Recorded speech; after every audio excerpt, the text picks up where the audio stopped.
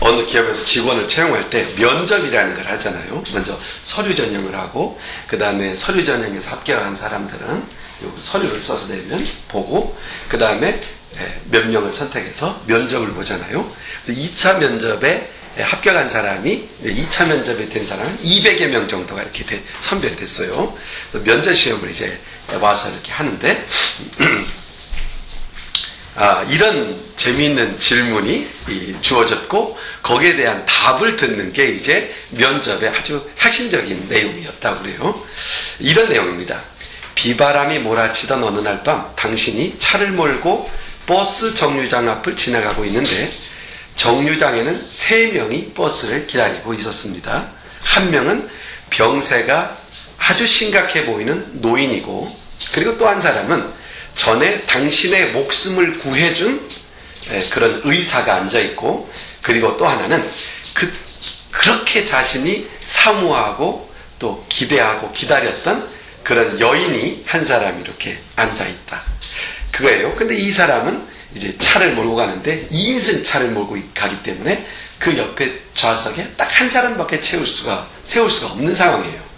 만약에 그런 상황에서 이 사람들을 태울 수 있는 단 한 번의 찬스만 있다고 가정한다면 이 셋 중에서 누구를 태우겠느냐라는 것이 질문이었어요. 자, 생명이 위태로워 빨리 병원에 데려가야 할 그런 노인, 전에 목숨을 구해준 너무너무 고마운 의사 선생님, 그리고 내가 너무 사랑하고 싶고 기다렸던 그런 여인, 이렇게 세 사람이 있는데 그 중에 단 한 번의 기회, 그들을 태울 수 있는 단 유일의 기회에 당신은 누구를 태울 것인가? 200여 명의 그 지원자 중에 합격한 사람들이 한 10대 명 정도 되었다고 그래요. 근데 그들이 답한 내용 중에는 합격한 사람들이 답한 내용이 거의 비슷했는데, 그 내용을 보면은 이 세 사람 중에 한 사람을 태우겠다고 한 사람은 단 한 명도 없었다는 겁니다. 그러면 좌석에 하나인데 사람들을 다 태울 수 있을까요? 조건은 하나죠. 단 한 사람만 태울 수 있다는 거. 답이 이겁니다. 저는 의사에게 자동차 열쇠를 건네주며 급히 노인을 모시고 병원으로 데려오고 가라 할 것입니다. 그리고 나는 정류장에 남아서 꿈에 그리던 그 여인과 앉아있겠습니다. 버스를 기다리겠습니다. 이게 답이었다고 그래요. 자, 생각을 조금만 바꾸면, 우리가 좀 생각을 좀 약간만 바꿔 다른 각도에서 생각을 하면 그 기대 이상의 선택을 할 수 있는 것들이 참 많다는 것이죠. 그걸 창의성이라고 하고, 또 우리들의 생각이 갖고 있는 좀 부유한 그런 그 자원이라고 생각이 됩니다. 주님은 때때로 우리에게 이런 것을 요구하시는 것을 볼 수가 있어요. 세상에서 못 들어본 세상 방식이 아닌, 세상에서 들어보지 못한 방식으로 그 문제를 해결해 가라. 이런 말씀을 종종 주님은 말씀을 통해 하신다는 말씀입니다. 제가 몇 번 말씀드린 바가 있습니다만, 일본에 갔을 때 저는 너무너무 기억나는 게, 처음에 일본을 초행길에 처음에 갈 적에 저 혼자 갔어요. 제가 뭐 일어가 그렇게 능숙한 것도 아니고 몇 가지 그저 기본적인 거 메모해가지고 외워가지고 간 상황이었기 때문에 딱 내렸는데 이제 나리타에서 도쿄까지 이렇게 나왔어요. 도쿄의 우에노 공원 역에서 내려가지고 이제 또 전철을 타고 이제 숙소인 YMCA 호텔을 가야 되는데, 딱 역에 내렸는데 도대체 어디가 어딘지 모르겠어요. 찾을 수가 없어요. 생각을 다 하고 왔고 메모했는데 메모한 게 없어요. 그래서 지나가는 사람한테 물었어요. 청년이었는데 물었어요. 제가 어디로 갑니까? 그 당시 외워간 도쿄 데스까? 어디로 갑니까? 이건 확실히 외워서, 자, YMCA 어디로 갑니까? 이렇게 물었더니 그 사람이 그냥 따라오라는 거예요. 내가 한국말을 하고, 그러니까 그 사람이 follow me. 그건 쉽잖아요. 따라오라고. 그래서 따라갔어요. 근데 거의 한 10여 분을 가가지고 호텔 앞에 딱 데려다 주는 거예요. 그 감동을 잊을 수가 없어요. 제가 일본 사람들에 대한 인식이 그렇게 좋을 수가 없잖아요. 우리 세대만 해도. 그런데 그걸 보는데 감동이 되는 거예요. 감동. 이따 그러면 우리는 이런 사람들에게 기대 이상의 친절과 배려를 받을 때 우리가 뭘 얻냐면 감동이라는 걸 갖잖아요. 이 감동이 사람을 행복하게 하잖아요.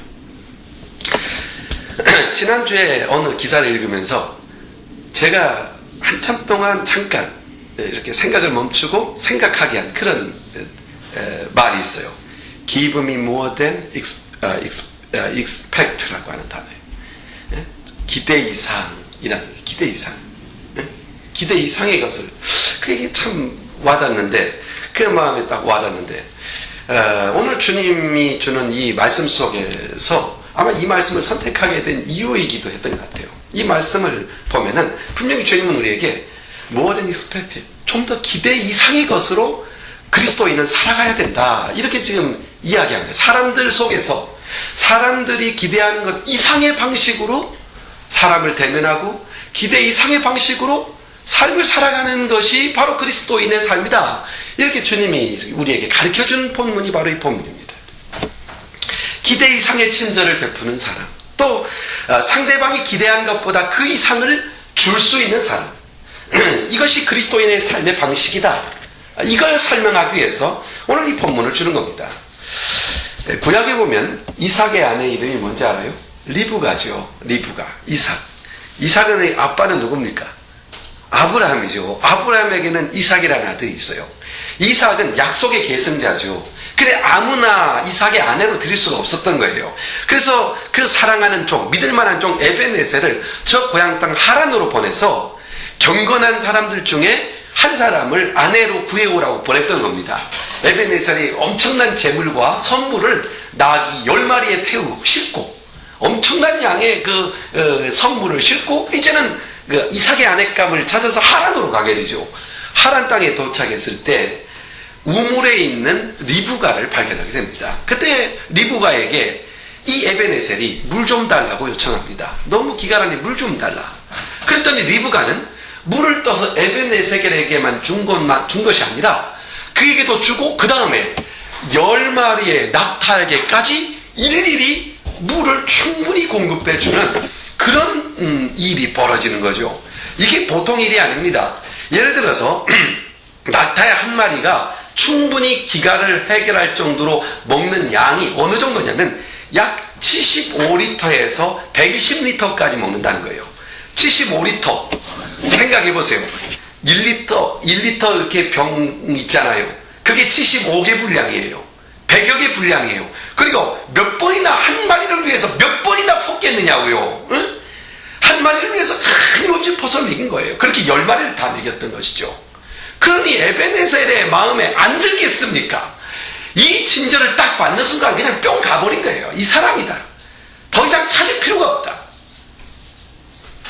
리브가를 이삭의 아내로 거기서 선택하는 그런 순간을 맞지 않습니까? 그를 통해서 하나님께서 아브라함에게 주셨던 역사, 약속의 실행, 그 언약의 역사를 이루는 통로가 되는 그런 축복이 리브가에게 임한 것을 보게 됩니다.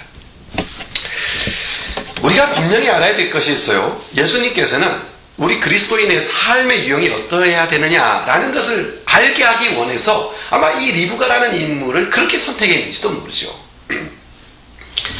예수님께서 가르치고자 하는 그리스도인의 고급한 인격, 좀 더 수준이 있는 인격, 그리스도인다운 수준의 삶을 살아갈 것을 요구하시는 주님의 메시지가 오늘 읽은 본문의 내용이라는 것을 우리는 발견할 수가 있고 오늘 이 본문을 통해서 그걸 좀 배우려고 하는 겁니다. 마태복음 5장부터 7장까지 이 석장을 가리켜서 산상수훈이다 이렇게 말씀하죠. 산상수훈, 이거 이해하기 힘들죠. 영역권 사람들은 더 힘들고, 산이라는 것은 마운틴 아닙니까? 산에서, 그러니까 유대 땅은 이렇게 아주 가파른 산이 아니라 완만한 이렇게 산이에요. 이런 마운틴, 산에서, 산 위에서, 산상 위에서 수훈, 가르쳤다는 거예요. 훈계를, 교훈을 가르쳤다, 설교하셨다는 얘기예요. 그러니까 산상 위에서 모여든 많은 군중들 꼭대기에 올라가서 사람들을 보고 가르치니까 위에 있는 소리가 밑으로 내려가니까 많은 사람들이 잘 들을 수가 있잖아요. 그렇게 가르친 내용이 마태복음 5장, 6장, 7장에 기록되어 있는 말씀이라는 얘기예요. 그런데 우리가 이 말씀의 의미, 산상수훈, 이 마태복음 4장, 5장, 6장, 7장에 나와 있는 이 말씀은 예수님의 정말 옥석 같은 교훈을 담고 있어요. 여기는 기독교인이 가져야 될 생각, 가치관, 삶의 태도를 다 포괄하고 있죠.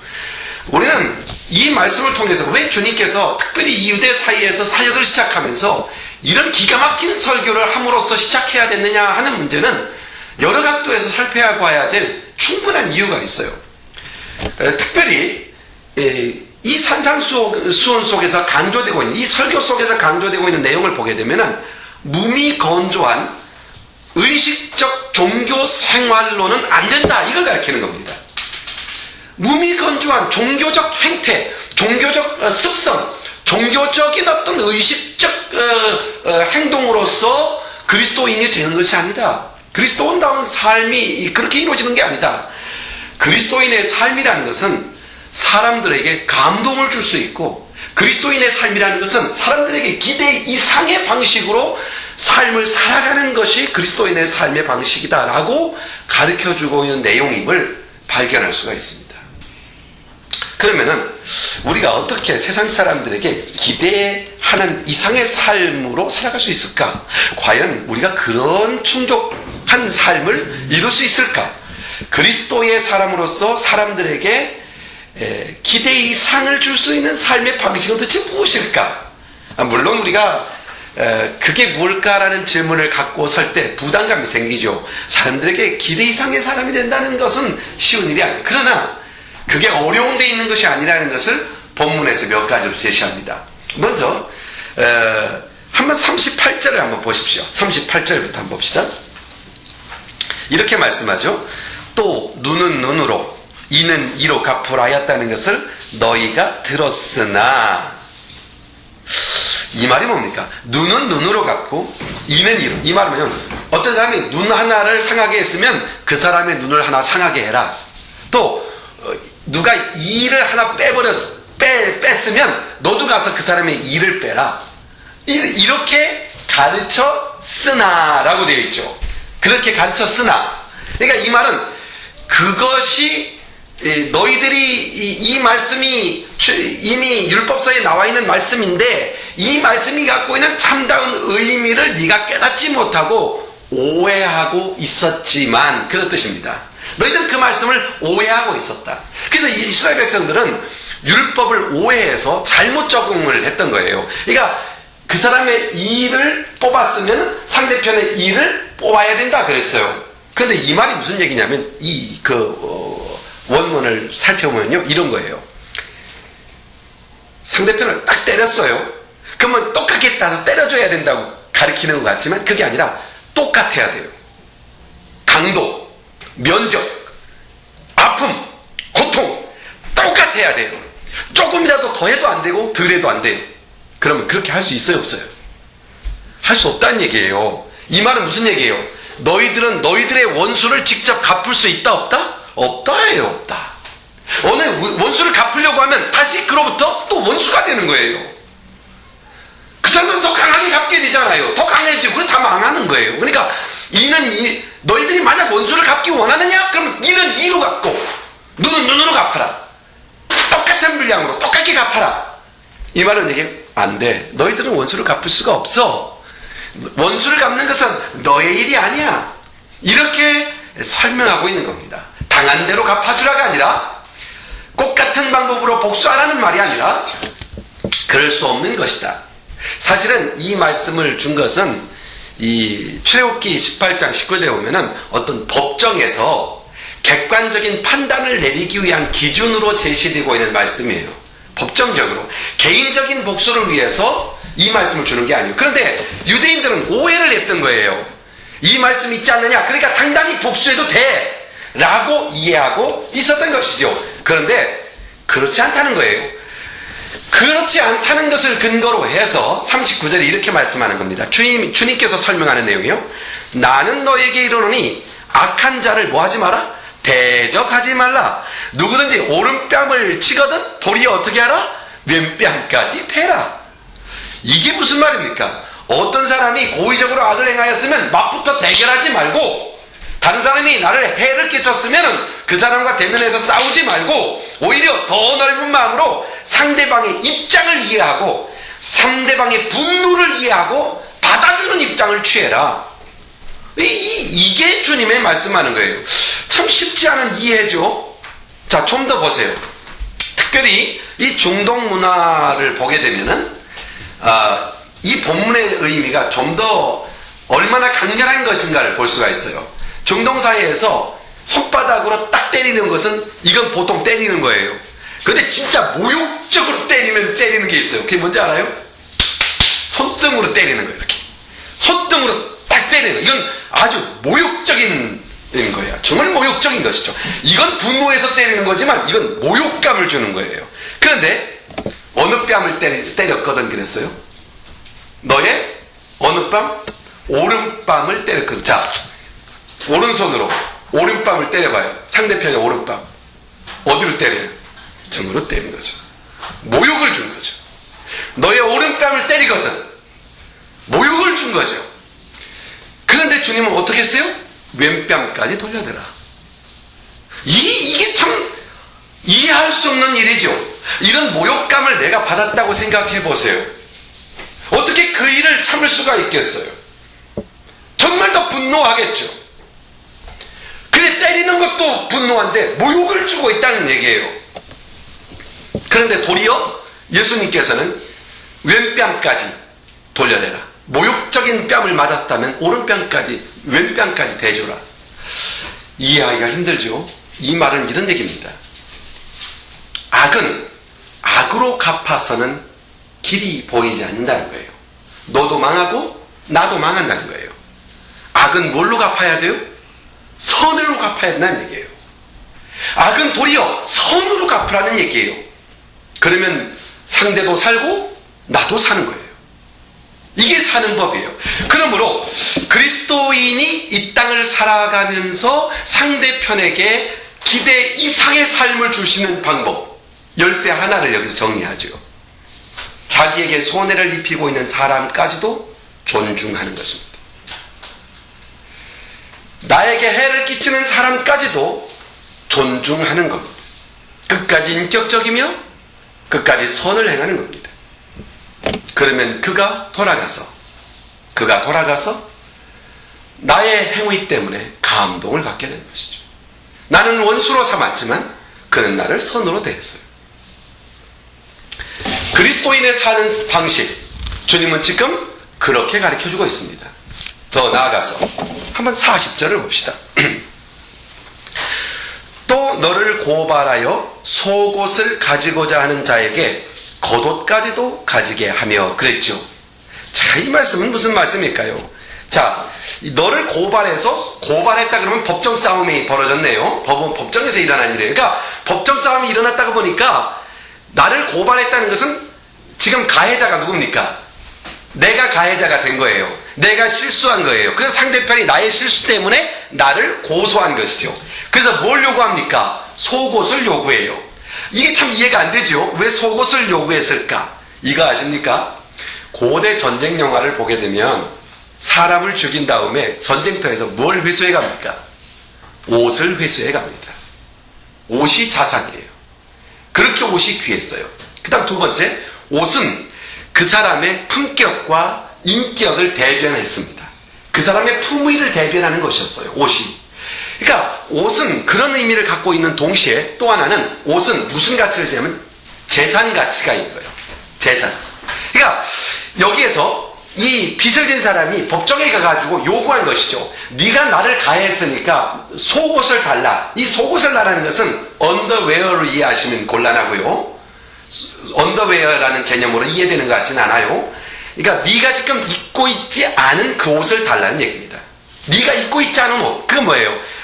율법에 그 사람의 옷을 취하지 말라고 그랬죠. 벌거벗은 채로 달면 수치스럽고 그것은 하나님께서 기뻐하지 않는 거라고 그랬죠. 그러니까 율법에서도 아무리 빚진 자에게 겉옷까지 뺏으면 안 되는 거예요. 그러니까 이 지금 빚쟁이가 상당히 인격적이며 나름 신앙이 있는 사람이에요. 네가 가했으니 가해를 했고 나는 피해를 봤으니까 너의 속옷을 달라, 너의 재산을 나에게 달라, 이런 얘기입니다. 자, 그때 주님께서 이야기하십니다. 말씀하십니다. 너의 속옷을 달라 하는 자에게 뭐까지 주라고요? 겉옷까지 주어라, 이렇게 말씀합니다. 쉬운 얘기로 이겁니다. 우리 그리스도인들이 실수해서 다른 사람에게 신뢰를 범하거나 가해를 가할 수 있잖아요. 그러면 그 사람은 당연히 우리에게 뭘 요구합니까? 보상을 요구하겠죠. 그때 보상을 적게 해주거나 인색하게 해주려고 하지 말고 오히려 그 사람이 요구하는 것보다 훨씬 더 많이 주라, 이런 얘기입니다. 그 사람이 요구하는 것보다 훨씬 더 많이 줘라.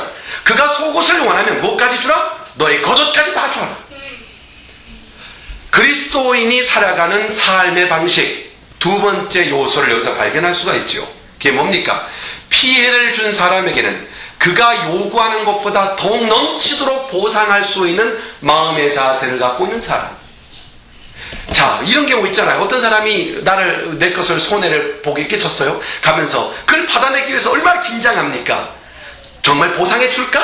보상한 것을 받아들일 수 있을까? 그럼 상대는 덜 보상하려고 애쓰지 않습니까? 그런데 상대편이 그래요? 드려야죠. 그리고 당신의 정신적인 피해, 그리고 당신이 얼마나 마음이 상하겠어요. 이것은 그것에 대한 보상입니다. 그 사람이 요구한 것에 따블로 준다면 그 사람이 돌아가면서 어떤 느낌을 갖겠느냐는 거예요. 그 느낌 말이에요. 이게 그리스도인이 다른 사람에게 줘야 되는 그런 느낌이라는 얘기입니다. 그런 삶의 자세라는 것이죠. 주님은 바로 우리 그리스도인들에게 적극적인, 나로 인하여 피해를 받은 자에게 대해서는 적극적으로 보상하며 충분히 보상하는 것, 이것이 그리스도인이 이 땅을 살아가는 삶의 방식이어야 한다는 것이죠. 세상 사람은 할 수 있으면 적게 갚고 할 수 있으면 덜 갚으려 하지만 그리스도인은 그가 원하는 것보다 훨씬 더 갚는, 훨씬 더 주는 기대 이상의 것으로 그에게 베푸는, 갚아주는. 아까는 베푸는 것이고 이건 갚는 것이죠. 이게 그리스도인의 삶의 태도라는 얘기입니다. 그리고 이제 41절을 한번 보십시다. 41절. 또 누구든지 너로 억지로 오리를 가게 하거든 그 사람과 심리를 동행하고. 그냥 봐서는 이게 무슨 말인지 잘 모를 거란 말이에요.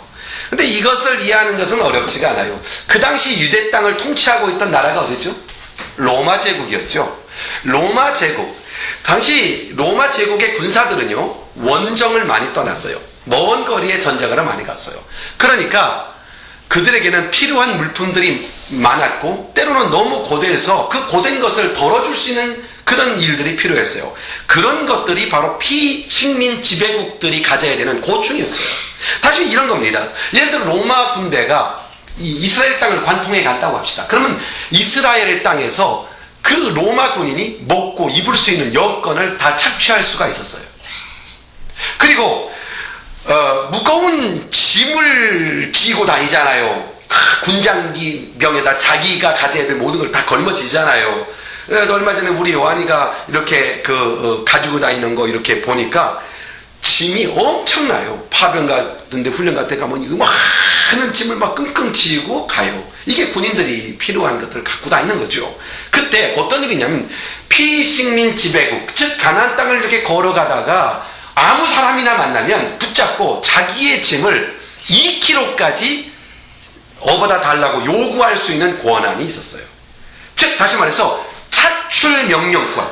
그래서 여러분 이거 있잖아요. 예수님께서 십자가를 지고 갈보리 언덕을 걸어가실 때 로마 군인이 아리마대 사람 요셉을 그냥 부르잖아요. 너 이리 와. 그래서 이 십자가 지고 가라고 명령할 수 있었던 것이 로마 군인들이 갖고 있었던 착출 명령권이었어요. 자, 그러니까 피식민 지배국의 사람들은 얼마나 많이 서운하고 괴롭고 힘들었겠어요. 자기들의 물품을 착취해가지고 그리고 자기의 무거운 짐을 갖다 맡겨서 2kg까지 업어다 달라고 요구할 수 있죠. 얼마나 분통이 터지는 일입니까? 그런데 우리 주님께서는 이런 겁니다.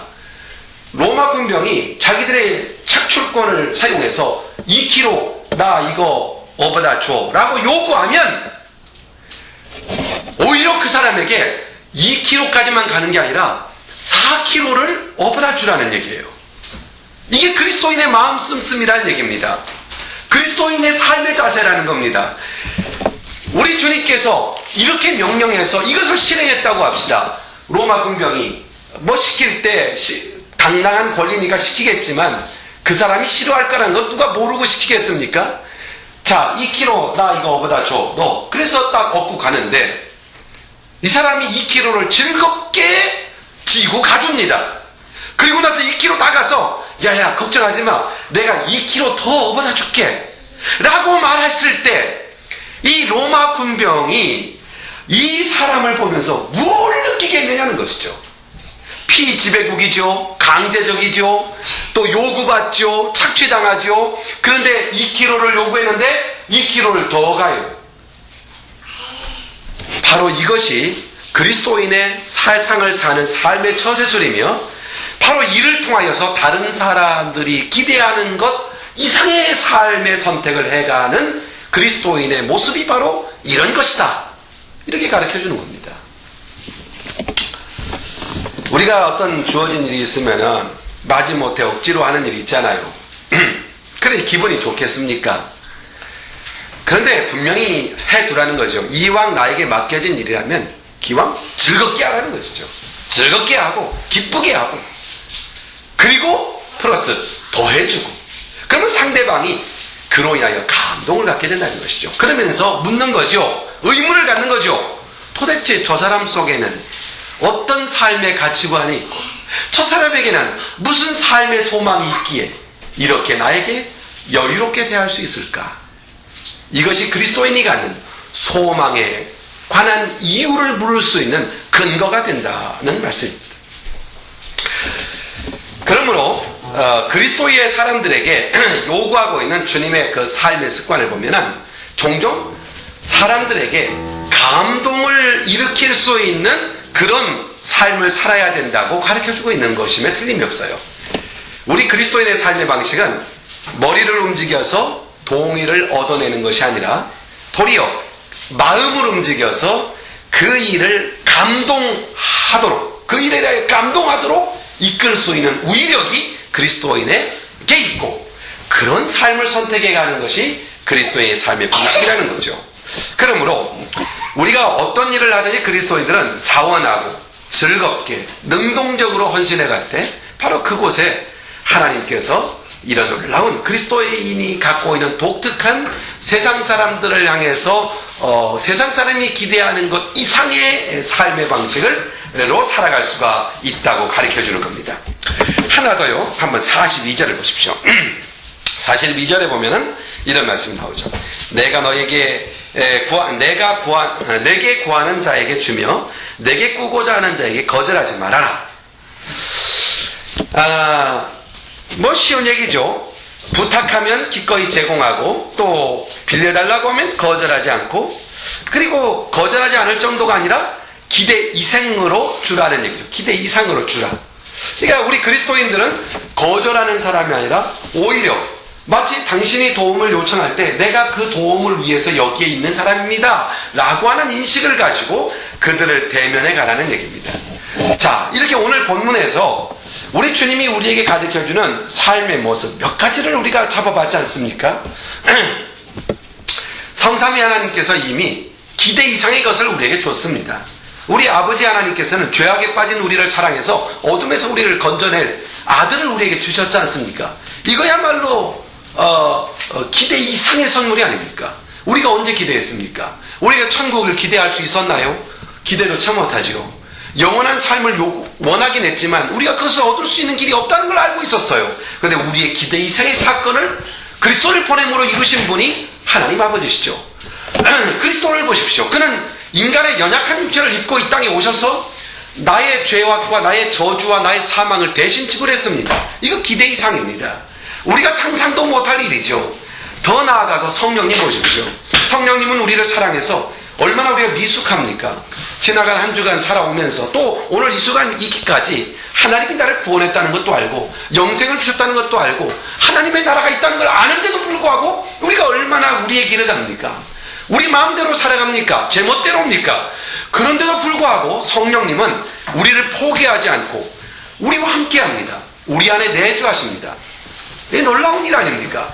기대 이상의 역사죠. 그러면서 우리가 보지 못하는 그 미래로, 우리가 보지 못한, 알지 못한 그 어떤 것으로 우리를 인도해 가십니다. 기대 이상이죠. 이제 우리도 이 세상에서 하나님의 자녀요 그리스도의 제자로서 세상 사람들에게 그리스도가 우리에게 베푼 것처럼 또 그리스도가 우리에게 교훈을 주신 것처럼 기대 이상을 주는 삶을 살아가는 사람이라고 하는 것에 대한 인식이 분명하고 그런 삶의 철학을 가지고 삶을 살아갈 때 우리가 이번 주 내내 큐티하면서 우리 주님 그런 말씀하지 않습니까? 내가 너희에게 평안을 주노라. 내게 있는 것은 세상이 주는 것과 같지 않다. 그것은 내게 있는 기쁨, 그것을 너희가 갖기를 원한다. 평안을 갖기 원하고 그리고 나는 너와 친구가 되기 원하고. 이 놀라운 하나님의 약속들 아닙니까? 이 부요함을 누릴 수 있는 사람, 이게 우리들이란 말이에요. 그렇다면 이런 부요함을 누리고 맛보는 사람으로서 세상 사람들에게 어떠한 삶의 모습으로 다가가야 할 것인가? 오늘 4가지를 정돈했죠. 오늘 본문을 통해서만 자기에게 손해를 입히는 사람까지도 존중하고 그들을 용납하고 관용하며 나아가는 그리스도가 우리에게 하신 일이죠. 또 피해를 준 사람에게는 그가 요구하는 것에 넘치도록 너 나한테 피해를 줬으니까 이거 보상해 그러면 그거에 따블을 줄 수 있는 그런 삶을 선택해 가는 것이고 그리고 더 나아가서 자신에게 주어진 의무보다 더 큰 충실한 헌신을 하는 거예요. 그냥 나에게 주어진 의무 정도가 아니라 더 큰 것으로 충성하는 거예요. 이만큼 일해라? 그러면 이만큼 일할 수 있는 그런 마음으로 나아가는 것. 이 그리스도인의 삶의 자세고. 그리고 4절에 이제 4번째로 사람들에게 하나님께 대하는 사람들을 하나님께 대하든 하나님을 대하든 사람들을 대하는 이런 최선의 삶. 마지막에 뭐라고 했습니까? 우리가 마지막으로 살펴보면 내게 구하는 자에게 주며 내게 꾸고자 하는 자에게 거절하지 말라. 친절히 대하고 베풀고 넉넉히 주고 이런 삶을 살려면은 옳으냐 그러냐 맞느냐 틀리느냐 유익이 있느냐 손해가 되느냐 뭐 이기느냐 지느냐 이런 문제를 훨씬 뛰어넘는 것이죠. 삶의 방식이. 오늘 이 말씀을 들으면서 오늘 이 말씀을 주님이 왜 주셨을까? 이 산상수훈에서 주시는 이 말씀을 우리에게 왜 주시는 것일까? 우리 주님은 우리가 새로운 삶의 방식으로 살아가기를 원한다는 겁니다. 기대 이상의 것을 다른 사람에게 줄 수 있는 사람, 그가 바로 그리스도인이다. 바로 그런 삶을 살아라. 이렇게 주님이 가르쳐 줍니다. 다음 주간이 고난주간이죠. 이번 주간이 아니라 다음 주에 고난주간인데 고난주간 그러면은 이렇게 다른 사람한테 특별히 금식을 하고 그러면서 고통스러움을 경험하는 것 참 그것도 유익할 거예요. 고통을 경험하면서 사는 것도. 그러나 바로 주님의 말씀 한 말씀이라도 있는 그대로 순종하려고 하는 마음으로 살아가는 것. 이게 바로 십자가를 지는 마음이고 이게 그리스도와 고난을 함께하는 마음이죠. 오늘 이 말씀 새겨둡시다. 그리스도인에게 주님이 요구하는 삶의 방식은 다른 사람을 그 사람이 요구하는 것 기대 이상으로 베풀고 나누고 도와주고 그런 삶이라는 것이죠. 이것이 가정 속에서 또 사회 속에서 또 인간관계 속에서 풍성하게 이루어지기를 주님의 이름으로 축원합니다. 기도하겠습니다. 아버지 하나님 고맙고 감사합니다. 하나님의 말씀을 조용히 묵상하다 보면 그 말씀 속에 묻어나는 그 깊은 진수에 감동하지 않을 수가 없습니다. 오늘 주신 이 산상수훈의 말씀을 통해서 우리가 이 세상에서 다른 사람들과 살아가는 세상 속에서 이 사회 속에서, 가정 속에서 어떠한 마음과 자세로, 어떠한 행동의 모습으로 살아가야 하느냐라는 것을 가르쳐 주시니 감사합니다. 주님과 동행한다는 것은 주님의 말씀에 순종한다는 말씀인 줄 압니다. 오늘 들은 말씀을 이번 한 주간 적용해서 하나님의 주시는 그 부요함을 경험해가는, 하나님의 위로와 함께 하시는 그 은혜를 경험해가는 한 주간이 되게 하여 주시옵소서. 예수님의 이름으로 기도드리옵나이다. 아멘. 아멘.